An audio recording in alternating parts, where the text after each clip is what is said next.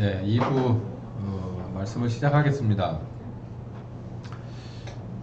초대교회에서 공식적으로 모였던 사람들, 그리고 또 이제 비공식적으로 흩어졌던 그 성도들이 어떻게 그들의 삶이 바뀌었나, 성령께서 임하셔서 완벽하게 바꿔놓으셨나 라고 하는 얘기를 하고 있는데, 지난 시간의 초점은 바로 집집마다 옮겨가면서 있었던, 매일같이, 사실상 매일같이 있었던 주의 만찬이라는 건 이들에게 있어서 굉장히 중요한 거다라는 거예요. 그래서 주의 만찬이 도대체 뭐를 의미하고 있었기에 이들에게는 이렇게 중요한 얘기냐 라고 했을 때, 예수님의 십자가에 죽고 다시 세우신 새 언약의 핵심은 우리들의 양심을, 구약에서는 절대 할 수 없었던 우리들의 양심을 새롭게 할 수 있다는 거예요. 이 양심을 새롭게 할 수 있다는 게 예수님이 십자가를 지셔야만 한 이유 중에서 50%라는 거예요. 우리들의 원죄를 사해서 우리들을 거듭나게 하려고 하니까 십자가를 지신 거 50%하고, 그리고 성령께서 오셔서 우리들의 양심을 바로 세우는 거예요.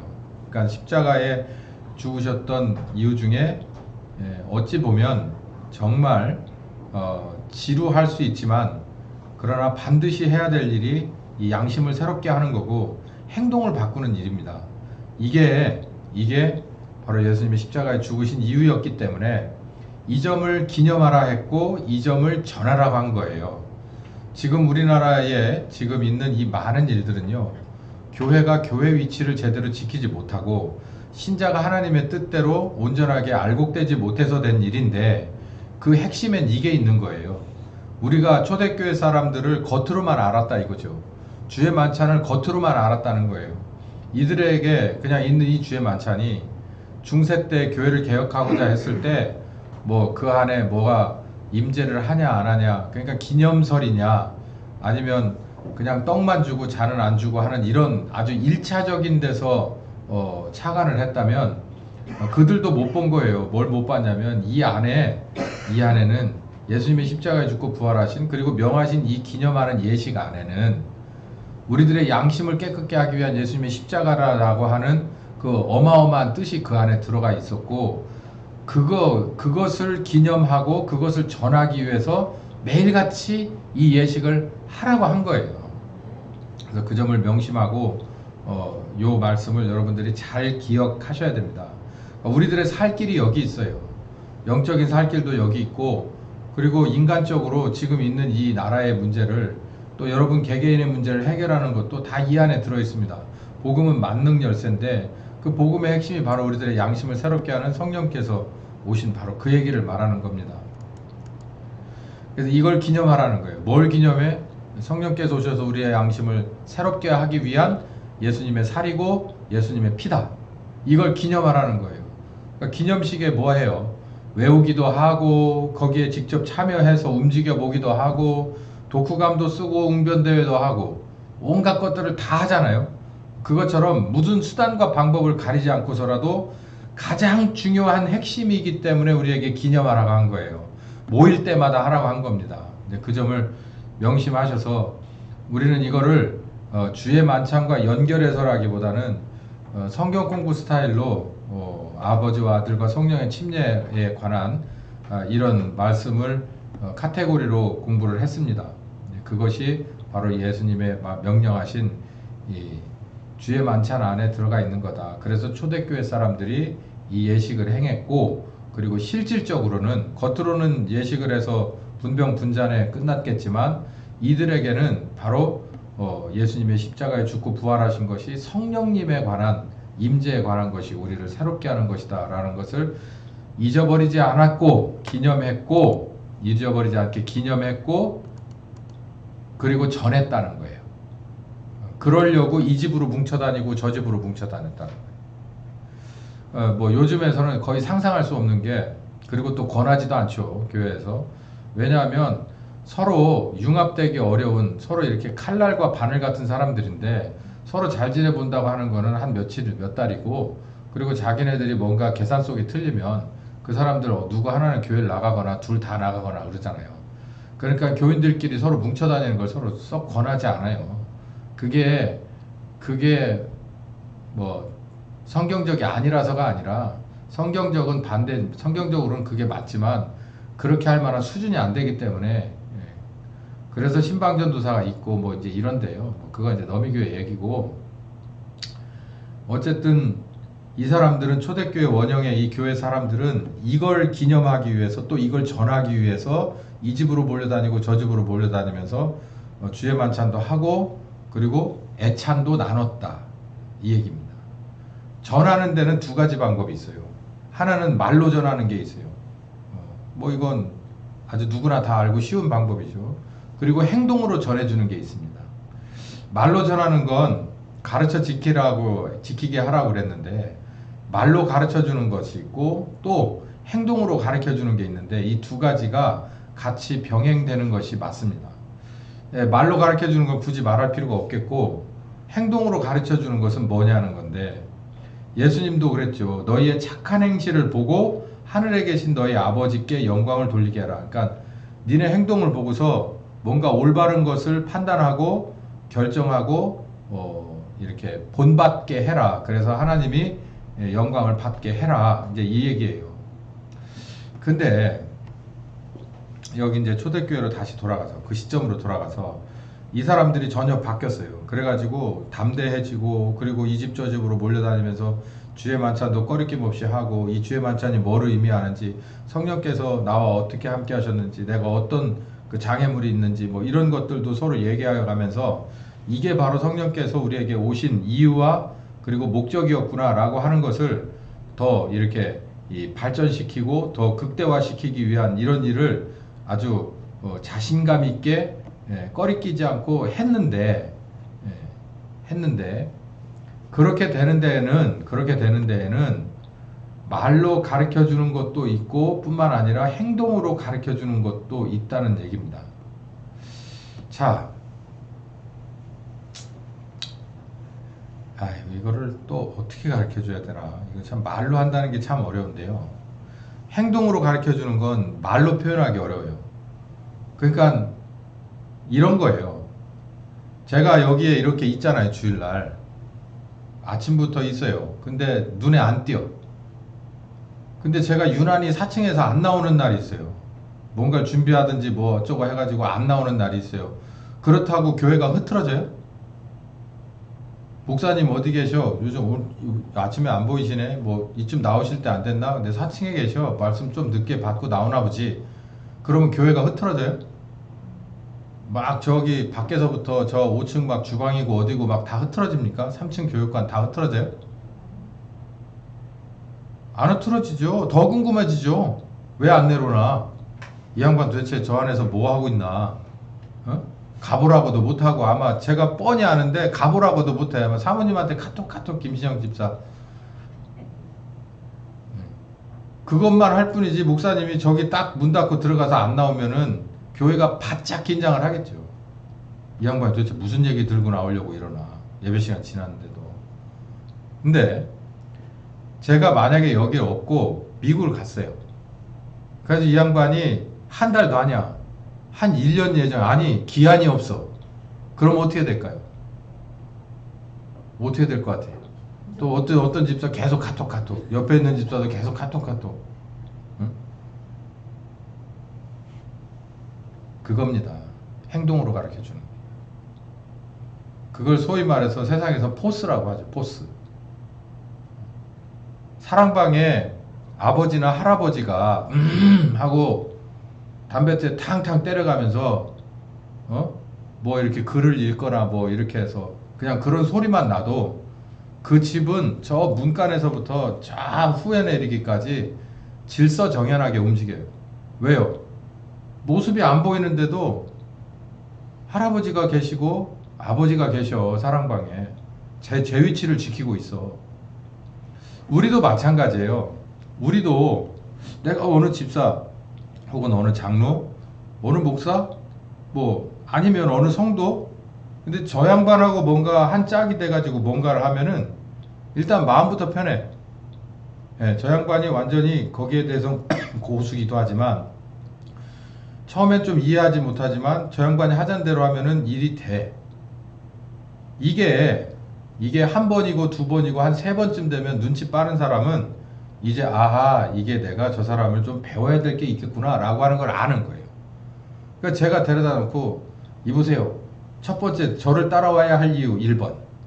예? 제가 여러분의 담임 목회자가 돼야 될 거 2번. 3번.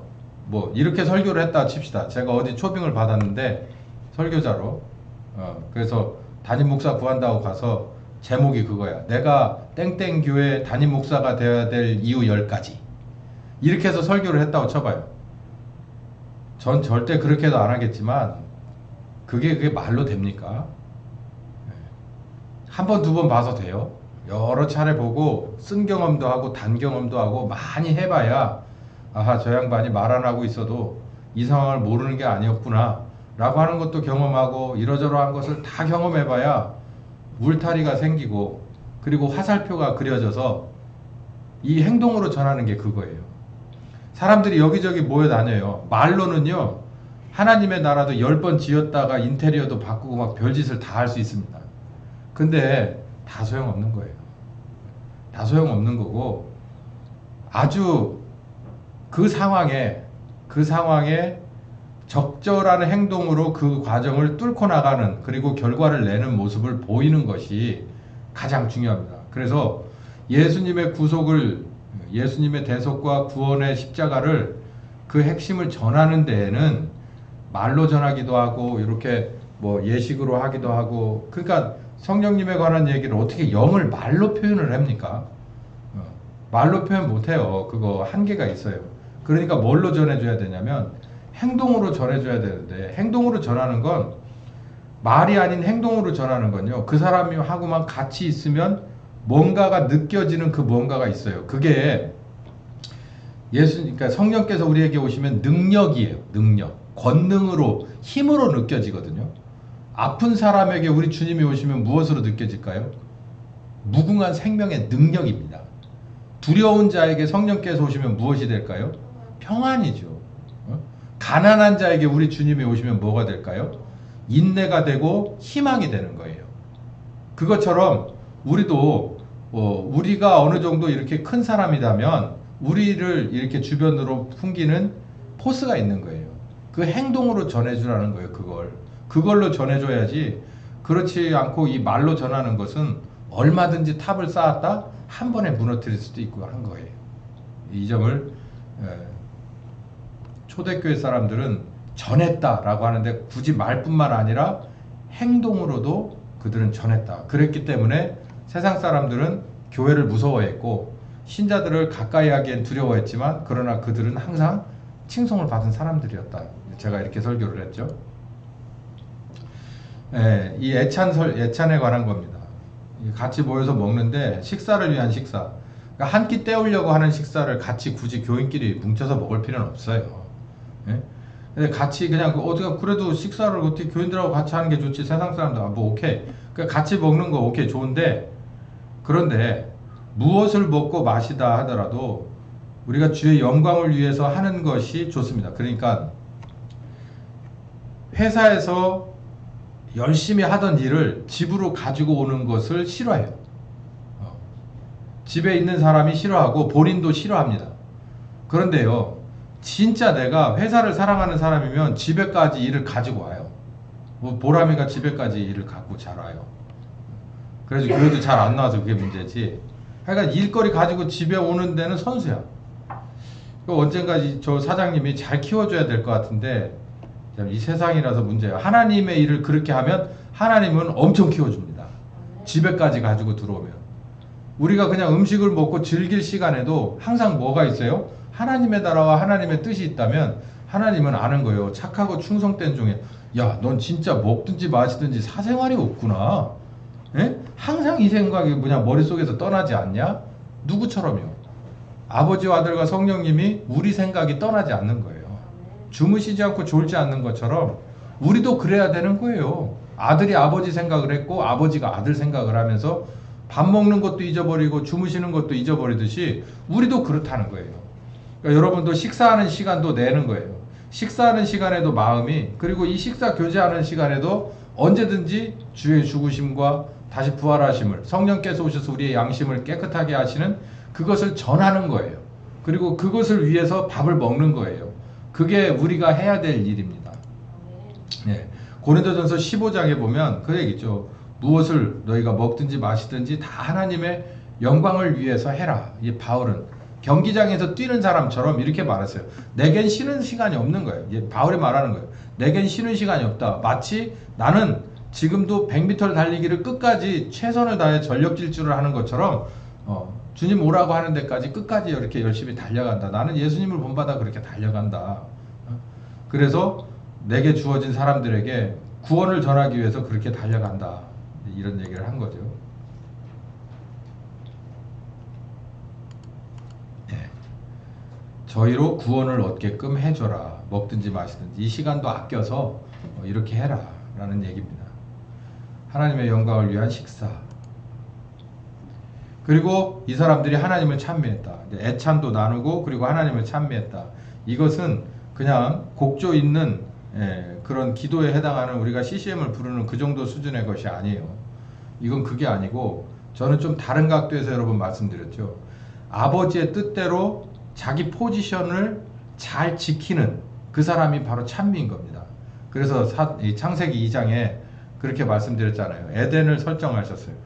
그러니까 하나님이 세상을 다 창조하시고 특별히 하나님의 에덴을 다시 구획 설정을 했다고요.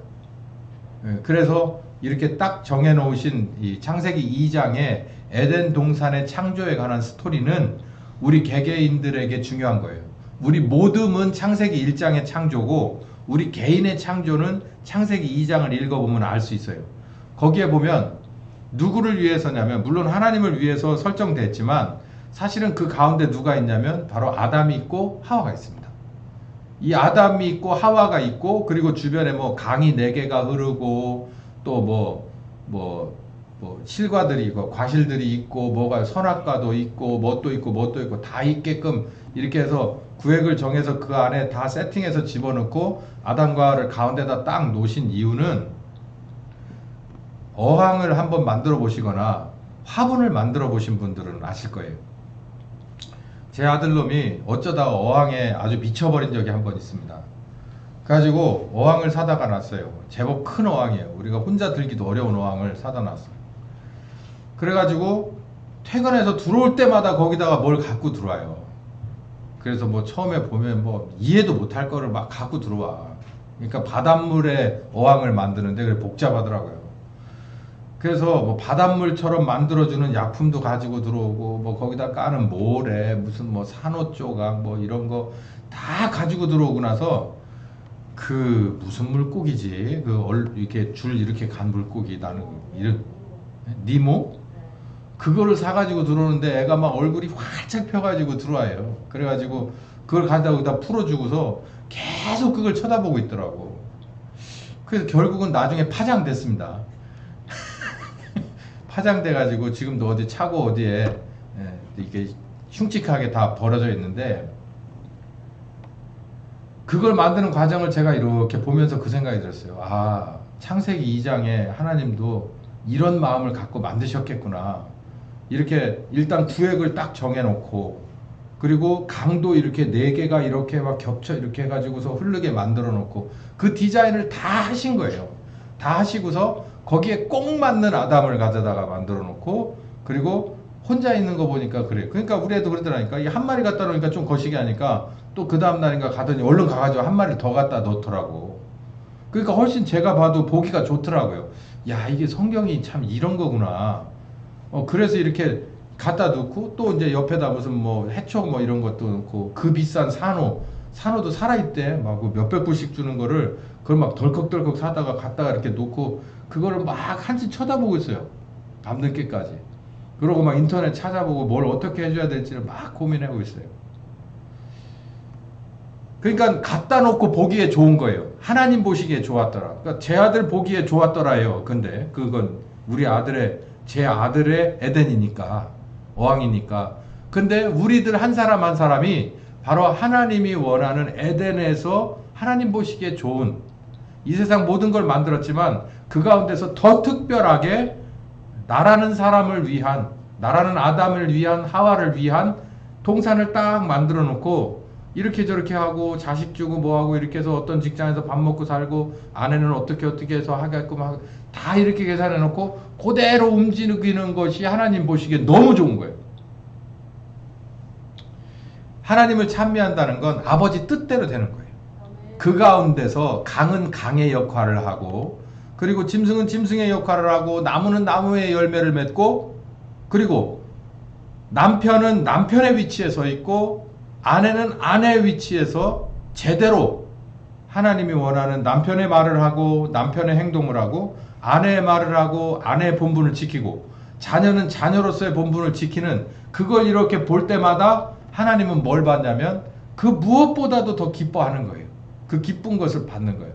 거기서 뭐가 문제가 생긴 것을 2% 부족해. 남편도 2% 부족, 아내도 부족, 자식도 부족, 뭐 주변에 있는 것들도 같이 부족. 그러니까 뭘 세웠냐면 에베소 1장에 교회를 세운 거예요. 교회. 누구를 머리 삼아서? 아들을 머리 삼아서 교회를. 그래서 누굴 고치냐면 사람의 양심을 고치는 거예요. 배우자의 양심을, 그리고 남편의 양심을, 그리고 자녀의 양심을, 그것만 바꿔놓으면 아버지 뜻대로 돌아가는 거예요. 아버지 보시기에 좋았더라. 내가 아들을 십자가에 보내서 성령을 보내서까지 한 이 수고가 헛되지 않았구나. 그게 영광을 받는 거예요. 찬미를 돌리면 영광을 받는 것처럼, 누굴 위해서 노래를, 뭐 좀 쑥스럽지만 해피 버스데이 하고 해피 버스데이 투 유 하면은 얼굴이 살짝 볼그레지면서 내년부터 하지 마! 하지 말라고 그랬지! 그러면서도 기분 좋잖아요.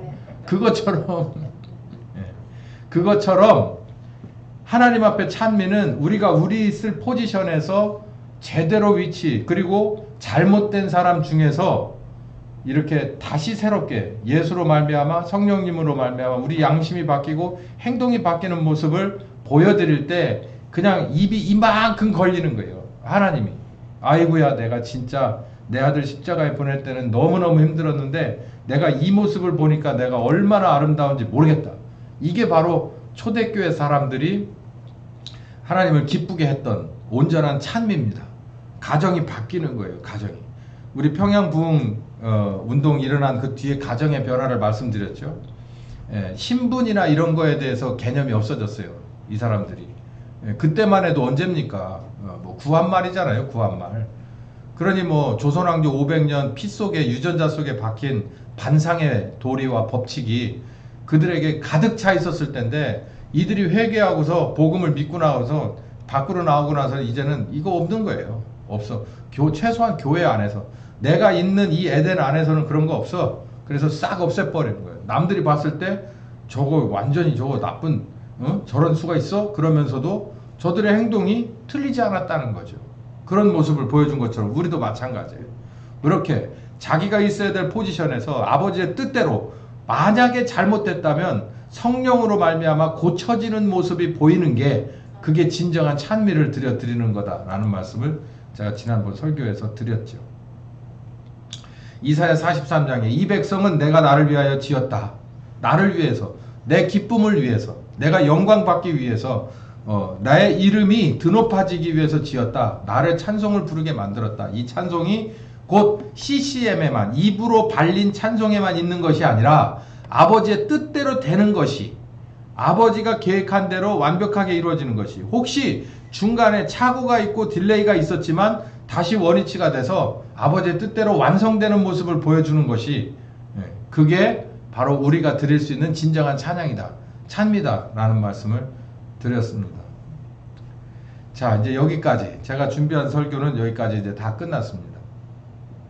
오늘 하루 우리 공부한 것을 다시 한번 요약을 해보죠. 초대교회 사람들은 권능의 성령께서 함께 하셨어요. 그래서 완전히 바뀌었습니다. 교회의 공식적인 모임도 완전히 바뀌었고, 숨어서 지내던 사람들, 마가의 다락방에 한정됐던 사람들이 이제 그렇지 않았어요. 완전히 뒤바뀌어서 이들이 심지어 우리가 체포되는 한이 있어도, 우리가 핍박받는 한이 있어도 아버지가 우리를 통해서 이루시는 많은 병자들을 낫게 하고 복음을 전해서 저들이 돌아오게 하는 일들을 하는 데 있어서는 우리가 아무것도 두렵지 않고 아깝지 않습니다. 우리를 도와주십시오. 아버지 하나님의 뜻이 이루어지십시오. 라고 기도했을 때 성령께서 그들을 축복하시고 더 큰 권능이 그들과 함께 하셔서 그들이 예루살렘에서 땅끝까지 심지어 그 가운데서는 스데반과 같은 순교자도 나왔다라는 말씀을 드렸고, 이들이 가정으로 흩어졌을 때는 주의 만찬을 굉장히 중요시했다. 왜냐하면 이 주의 만찬 안에는 하나님의 새 언약, 예수님을 제물로 삼은 새 언약이 있는데, 그것은 우리들의 양심을 바꾸고 죽은 행실을 살려내는, 우리를 구원하기 위한 실질적인 그런 내용이 그 안에 들어가 있기 때문이다. 예수님의 살과 피를 우리가 다시 예식 앞에서 다시 기념하면서 우리들은 그때마다 사실상 거의 매일같이 고민해야 된다. 내가 이 예수님의 피와 살을 어제도 먹었는데, 어제도 마셨는데, 내가 성령님한테 얼마만큼 내 양심이 정화가 됐는지, 또 몸이 새로워졌는지, 이걸 늘 고민하는 그런 사람들이었다. 그것을 본인이 있는 데서만이 아니라 이 집에서 저 집으로, 집에서 집으로, 집에서 집으로 계속 옮겨 다니면서 그런 일들이, 사실상 가정 부흥회가 계속해서 일어났다. 공식적인 전체 모임 이후에도 이들은 비공식적인 부흥회가 집집마다 일어났다. 그들이 모여서 애찬을 할 때도 항상 우리가 먹고 마시고 입는데, 이것도 중요하지만 아버지의 나라와 아버지의 뜻이 우선이기에 먹는 것도 마시는 것도 주의 영광을 위해서, 사실 어떻게 보면 어떻게 밥이 입으로 들어가는지 코로 들어가는지 모르게, 전 이게 무슨 뜻인지를 알아요. 제가 밥을 먹으면서, 저하고 밥을 먹으면, 여러분 밥을 먹는 저도 마찬가지지만 같이 먹는 분들도 이게 밥이 귀로 들어가는지 입으로 들어가는지 잘 모릅니다. 왜냐하면 제가 막 설쳐대니까. 예? 뭐 밥이 뭐 나오거나 말거나 제가 하고 싶은 소리 딱 이게 발동 걸리면 쭉 나오니까, 너 도대체 이거 뭐 예를 들어 스테이크를 먹으러 갔는데, 뭐 삼계탕을 먹으러 갔는데, 이거 막 음식을 그 에피타이저부터 후식까지 쫙 즐기러 갔는데, 그러니까 저하고 가자고 할 때는 생각을 잘 하셔야 돼요. 음식에 대해서는 별로입니다. 예. 그거가 이 주 업무가 될 수가 없어요. 뭐 하여간 꼬투리가 잡혔다 하면 그냥 계속 그거 갖고 얘기를 하니까. 예. 그러니까 저를 될 수 있으면 데려가지 마시고, 음식을 음식답게 즐기시려면 이렇게 끼리끼리 가시면 됩니다. 근데 초대교회는 그런 사람들이 없었어요. 음식은 음식이고, 이게 주의 영광을 위해서 뭔가는 또 그런 게 있어요. 그러니까 나중에 보면 내가 이 음식을 즐기지 못해. 그냥 허겁지겁 먹고 그냥 접시만 비우고 나오는, 그 정도 수준이다. 뭐 그래도 아깝지 않더라. 뭐 돈을 지불하고 팁을 지불해도 전혀 아깝지 않더라. 이 기억이 나네요.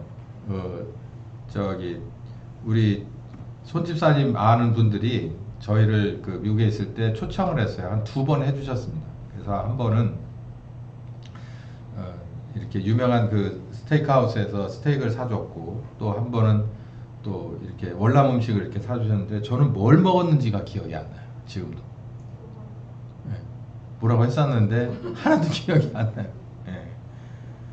거길 갔다 나오면 저는 오히려 더 배가 고파. 왜냐면 하여간 뭘 많이 계속 말을 해. 먹어야 되면 조용해야 되는데 계속 말을 해. 근데 제 아내는 아주 좋아합니다. 이렇게 배부르고 이렇게 나와요. 그러니까 너는 얘기를 하든 말든 맛있게 먹고. 그 기억이 나는데요. 어쨌든 그랬던 기억이 있습니다. 어쨌든 정신이 어디 딴 데 팔려 있기 때문에 그래요. 그거 뭐 스테이크는 어디 여기서 먹으나 저기서 먹으나 다 똑같아요. 그리고 뭣도 다 똑같습니다. 근데 내가 지금 이 시간에 여기서 이 소리를 안 하면 아마도 평생 못 들을 수도 있고 못 할 수도 있는 얘기이기 때문에 하는 거예요. 뭐 이 곡이나 저 곡이나 이 면이나 저 면이나 뭐가 그렇게 다를 게 있어요. 그냥 다 똑같아. 일로 들어가면 또 며칠 있으면 뒤로 나가고, 또 먹고 싶고 뭐 또 먹어봐야 또 별거 없고 안 먹어봐야 또 상관없습니다. 근데 이 말씀이 저 속에 들어가서 하나님이 함께 하셨을 때 저게 역사하는 건 얼마만한 그 변화를 이뤄낼 수 있을 거냐 생각하면 굉장히 중요한 거죠. 포지션을 잘 찾아라. 내가 좀 부족한 면이 있는, 하나님이 만들어 놓은 에덴 동산에서, 교회에서 그 포지션에 맞는 내가 제대로 바뀌어져 가고 변화되는 모습이 하나님께 진정한 영광이다. 초대교회 사람들은 그런 가정이었다. 그렇게 변화되는 가정이었고, 그 변화되는 모습이 주변 사람들에게 본보기가 되었다. 자, 오늘 설교는 여기까지 이제 정말 요약도 다 했습니다. 여러분들 이 말씀까지 이렇게 전해드리고 한 가지 그냥 당부 비슷하게 한 말씀을 드리려고자 하는 건, 제가 오전에도 제가 힘주어서 말씀드렸던 걸 잊어버리지 마세요. 갈라디아서 5장에 이 바울이 아버지가 아들을 십자가에 보내서 그 고통을 당하게 한 것은 너희를 죄로부터 자유롭게 하기 위함이라는 거예요. 우리나라의 국부이신 이승만 대통령도 그 말씀을 하셨습니다. 왜냐하면 하나님의 이 대통령이기 전에 하나님의 사역자이기 때문에, 그렇죠. 다 경험한 사람이기 때문에 그분의 말씀이, 또 바울의 말씀이 정말 저에게 있어서 굉장히 이렇게 강한 방점을 찍어주는 말씀이에요. 그래서 제가 여러분에게 다시 한번 강조합니다. 여러분 개인적으로도, 그리고 여러분의 작은 단위의 사회, 직장이나 가정에서도, 그리고 우리가 지금 있는 이 나라도 절대 누군가에게 의존하면 안 됩니다. 단순히 의존할 것은 오직 한 분, 나를 위해서 아들을 보내신 아버지, 그리고 오신 아들, 그리고 우리와 지금도 함께 하시는 성령님 빼고는 없어요. 그분 앞에 무릎 꿇고 그분을 의존하는 것은 해야 할 일이지만, 나머지 것에는 절대로 사람이든 돈이든 그 어떤 것이든 절대 의존하면 아버지 뜻대로 되는 게 아닙니다. 그 점을 우리는 명심해야 될 것이에요.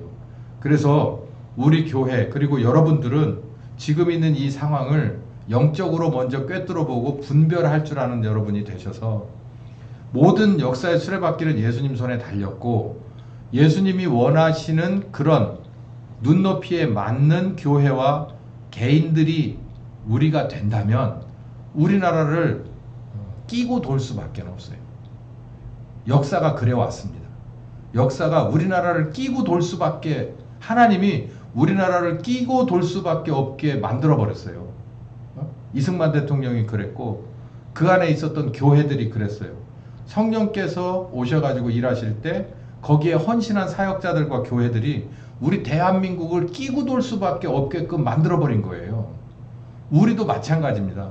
우리도 이 대한민국을 어느 정치인이 또 뭐 더군다나 다른 나라에서 뭔가는 애저녁에 머릿속에서 지워버리고, 그 사람들을 움직이는 것도 하나님입니다. 하나님이에요. 예전에 우리나라에서 그렇게 미군 빼지 말라고 이승만 대통령이 그렇게 사정을 했을 때도 미군들 나갔습니다. 1년 만에 전쟁 났어요.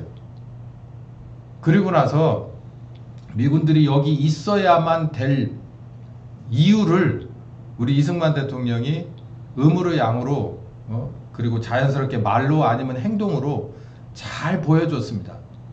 그래서 이 사람들이 필요에 의해서 여기 남아있는 거예요. 지금도. 근데 문제는 그때하고 지금은 이만큼 시간이 지나왔잖아요. 그러나 뭐가 시간이 지나와서 여러 가지 것들의 상황은 다르다 할지라도 뭐는 그때나 지금이나 똑같냐면, 하나님이 저들을 움직인다면 저들이 또 여길 떠날 수 없게 되는 거예요. 떠날 수 없을 뿐만 아니라 여기 좀 우리가 있을 바에는 청소를 좀 해야겠다.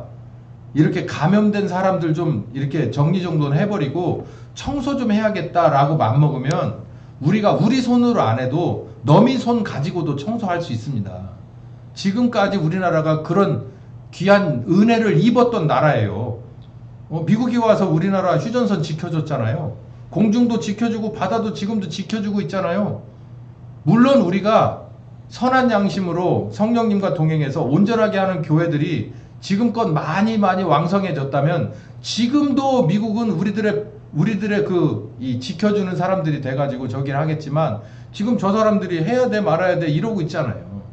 그러지 말고 다시 원점으로 돌아가서 교회가 하나님이 우리를 끼고 돌 수밖에 없게끔 우리가 바뀌면 됩니다. 회개할 건 회개하고, 그리고 우리는 배웠잖아요. 이 배운 것을 그 언제보다도 지금 꼭 붙잡고 어떻게 해야 될까를 고민하고, 성령님과 내 양심을 점검하고, 그리고 내 삶을 점검해 사역자로서의 길을 가겠다라고 하는 이런 사도행전 1장에 120명의 성도와 같은 그런 교회가 된다면, 단 한 교회를 위해서라도 하나님 우리나라를 끼고 돌 수밖에 없어요. 왜요? 이 교회가 희망이니까. 하나님 입장에서 희망이니까. 이 판을 여러분 잘 읽으시기 바랍니다. 우린 힘이 없어요. 만군의 여호와가 함께하는 물맷돌만 있어요. 그러면 돼. 이게 물맷돌 나는 던져요. 근데 이 물맷돌이 어디로 날아가는 건 하나님이 하는 거예요. 하나님이 저 이마에다 꽂아버리는데 하나님의 손이 그걸 집어 던진 걸로 하면은 얘기가 달라지는 겁니다. 다윗은 거기서 이제 더 이상 근거가 없어요. 하나님의 돌멩이가 되는 거예요. 우리가 그렇게 할 수 있는 꼬투리를 갖고 있어요. 여러분 들은 말씀이 바로 그 꼬투리예요. 성령께서 오셨어요. 예수님의 십자가에 죽고 성령께서 우리에게 오실 수 있었어요. 뭐 때문에? 우리들의 양심을 살리고 행동도 바꾸기 위해서. 뭔가 딜레이 됐다면 우리가 성령님과 함께 그 맥을 풀어줘야 됩니다. 어디서부터? 예루살렘인 여기서부터 유다와 사마리아와 저기 다른 나라까지도 이 교회들의 맥을 풀어줘야 된다는 거예요. 그걸 하러 또 일을 또 하셔야 돼, 성령께서. 그때 우리가 쓰임받을 만한 교회로 잘 준비되어 있으면 이 나라는 이 교회 때문에, 바로 우리들 때문에 하나님의 보호하심 아래 있을 수밖에는 없는 거예요. 내가 딴 건 다 모르겠는데 이것 때문에 살려야 되겠다, 이렇게 되는 거예요. 이게 바로 살 길이라는 확신이 있습니다. 다른 거는 뭐 지금 아주 암울한 상황이에요. 우리 이 점 명심하시고 기도하시면서 이 말씀 그 어느 때보다도 잘 붙들고 있는 과정들을 잘 헤쳐나가시길 바랍니다. 그리고 이렇게 투병 중인 분들이 있고 또 투병이 끝나셨어도 언제 어떻게 될지 몰라서 이렇게 정기점검을 쭉 가는, 그리고 아직 투병하면서 치료 스케줄 다시 나오지 않은 그런 사람들도 있어요. 제가 그분들을 향해서 말씀을 드릴게요. 제가 그냥 다 조사를 빼고 그냥 주어 동사만 여러분 다 알아듣게끔 말씀드릴게요. 우린 누구나 다 왔으니까 갑니다. 누구나 마찬가지예요.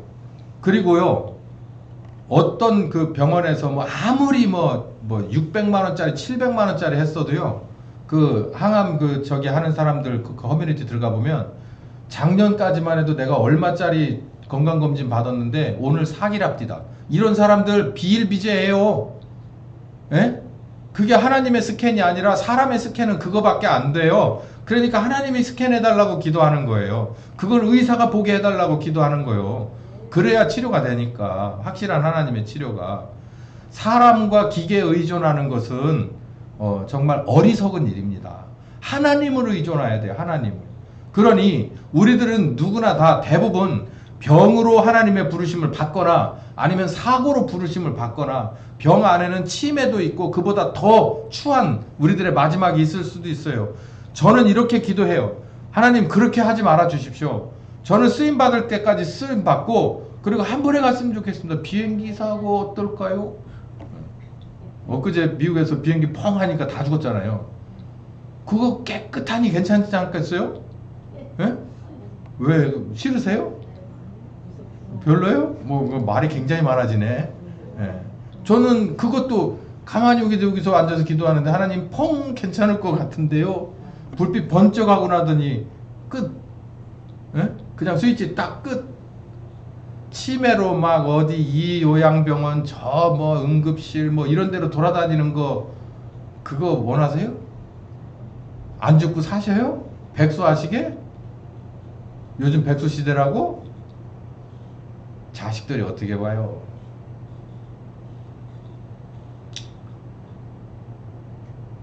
그래서 말씀드리는 거예요. 내 모든 인생은 보내신 그분의 계획 안에 있다. 내가 비록 상황이 어떻더라도. 그러니 내가 이제라도 아버지 뜻대로 내가 변하고, 그리고 혹시나 벽돌 한 장이라도 들어드릴 일이 있으면 해드려야지라고 진심으로 바뀌는 분은, 여러분이 정말 중병을 앓고 계셔도 여러분은 정말 하나님 앞에 복된 존재입니다. 희망이 있어요.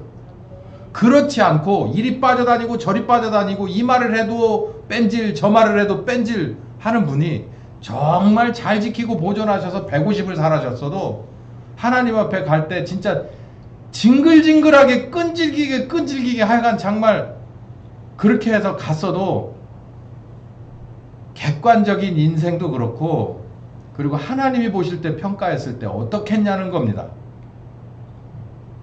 이게 그냥 말이라서 그렇지 정말 저는 제가 보여드리려고 계속 기도하면서 준비해요. 제가 마음을 다 잡아먹습니다. 하나님, 당신의 일이 끝나기까지는 정말 화살이 관역을 향해 날아가는 것처럼 날아가다가 이제 딱 꽂힐 때 꽂혔으면 이렇게 비행기 펑 응? 보상금도 나와. 많이 나와. 농담도 좀 있습니다만 한번 생각해 볼 수 있는 일이에요. 그렇게 생각하면 용기가 생기고, 그렇게 생각하면 하나님과 훨씬 더 가까워질 수 있는 내 마음이 활짝 열릴 줄 믿습니다. 다시 한번 우리들의 삶은 누구 손에 달렸다고요? 하나님의 뜻대로 되시기를 예수님의 이름으로 축원합니다. 귀하신 하나님, 당신의 뜻대로 이루어지기를 소원합니다. 이 나라도, 이 교회도, 여기에 있는 한 사람과 우리 가정도 주님의 뜻을 다 이루시옵소서. 영광 받으시옵시고 우리에게도 귀한 복이 되게 하여 주시옵소서. 예수님의 귀하신 이름으로 기도했습니다. 아멘.